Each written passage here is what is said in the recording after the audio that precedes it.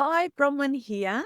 I've created the travel agent Famil Storyteller, which is built on my traveler research. So this is not something that you will get from your own ChatGPT or Claude, whatever you use.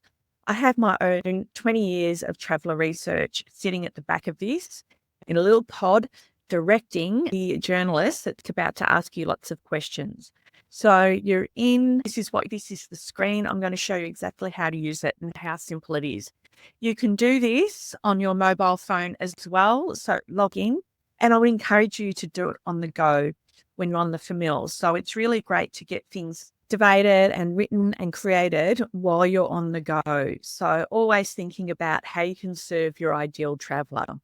Here we go. And just a heads up, I use voice for absolutely everything now, so that I very rarely type.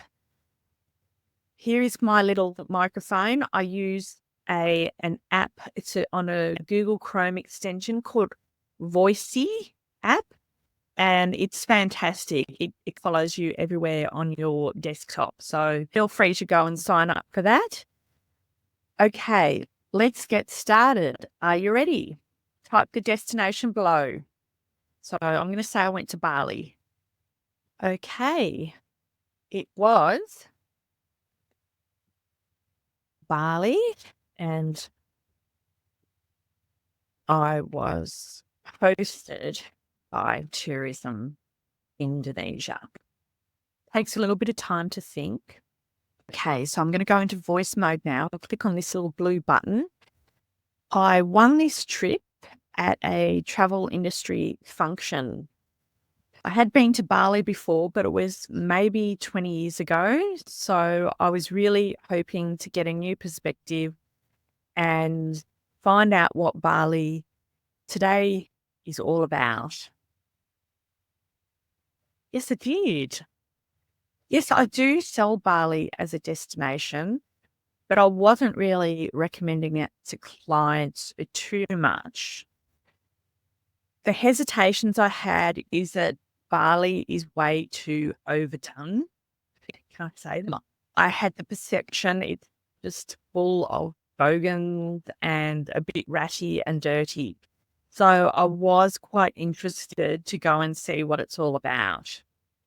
When I arrived in Bali, I was bombarded by the smell and the heat. It was December, so it was really humid. Compared to 20 years ago, I was a lot younger then, and it felt a lot busier. I noticed that the traffic was pretty bad. It was raining, there were floods, but I was greeted by a smiley driver with my name brown, white, on the sign when I arrived.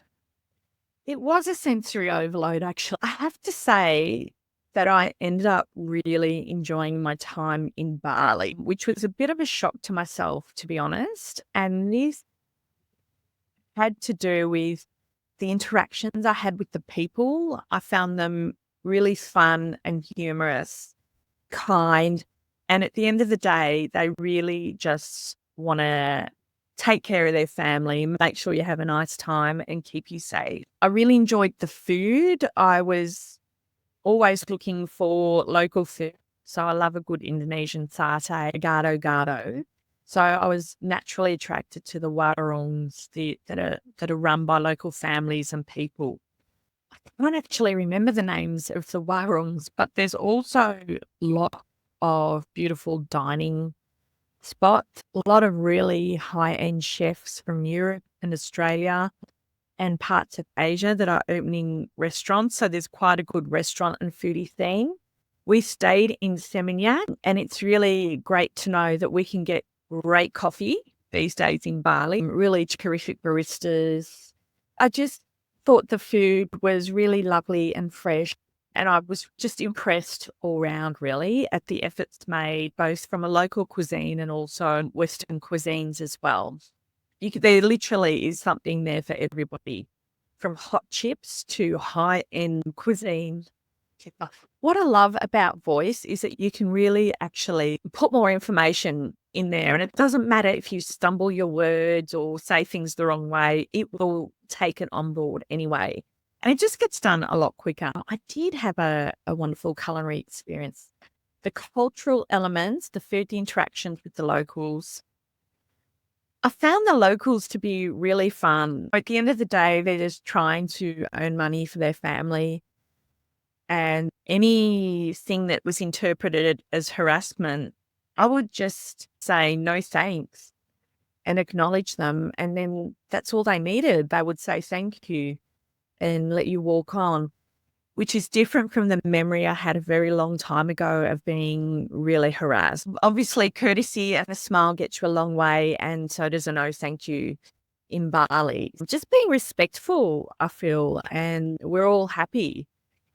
Wrapping up my insights. Okay. Yes, I would say this trip, this Famil, changed my perspective enough to recommend it for clients. I really would probably sell it more now than I did before, because I feel like it's a quick and easy destination from Australia. I think it's an easy destination for, say, teenagers. If you're looking to expose your teens to a new culture and they haven't been out of Australia before. I've got 3 teenage daughters. They've never been to Bali, but I think Bali would be absolutely perfect for them because it's got great shopping, great food. It's relatively safe. I feel like they could come and go and in the main areas. The hotels are great. There's resorts, there's villas, there's luxury, there's budget. It literally has something for everyone. And granted, it's not as cheap as it used to be, but Bali can be cheap if you eat the local stuff and don't go too crazy on expensive cocktails and fine dining. It's pretty good value still. It's still much cheaper than a holiday to Australia. So I think it's great for any kind of holiday if you're looking for a quick international, something different getaway. Let's see what it's doing. It's thinking. And of course, we're getting very impatient. I'm getting very impatient these days with AI because it could be faster, but hey. Okay, so what it's going to do now, once it's asked and interviewed me, like a journalist would, it's going to give me a breakdown, or if you like, an outline of the blog. So here goes. Let's have a look. Rediscovering Bali, a journey from bogan perceptions to cultural embrace. Me personally, my personality, I would use that. Yeah, like this is my point of view. I'm really honest in any reviews that I do. Where I stayed, I haven't really shared much about the accommodation I stayed in. Yep, I think this is pretty good. I'll just say yes, type in yes. Whatever you need to do here. You can change it. You can add stuff if you want to add specifics about the hotel or an experience or fine dining, do that. This is just a pretty broad article. And let's just see what it's given us. When I want to, okay, here we go. I was excited and hesitant having visited Bali 2 decades ago. Okay, a bit ratty. That's my language. You don't have to use that. This is pretty good. Look, it's a quick, light article that you could send out as a blog if you wanted, or even on one of your socials. I'm going to say I want to be a little bit more detailed with the hotel. I want to talk a little bit more about where I stayed. Let's see. Okay. Here we go. I stayed at the 66 Hotel, which is one of the newer ones in Seminyak. It's a 5-star hotel. It's quite beautiful, but I wouldn't term it as a resort.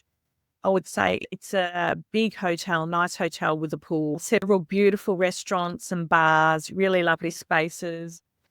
A hotel not necessarily suited to families, but I would say couples. I saw lots of couples there, lots of older boom travelers traveling together, sharing tales. It was a really lovely resort, centrally located, and you could walk to any of the beautiful restaurants or even walk to lots of really good shopping.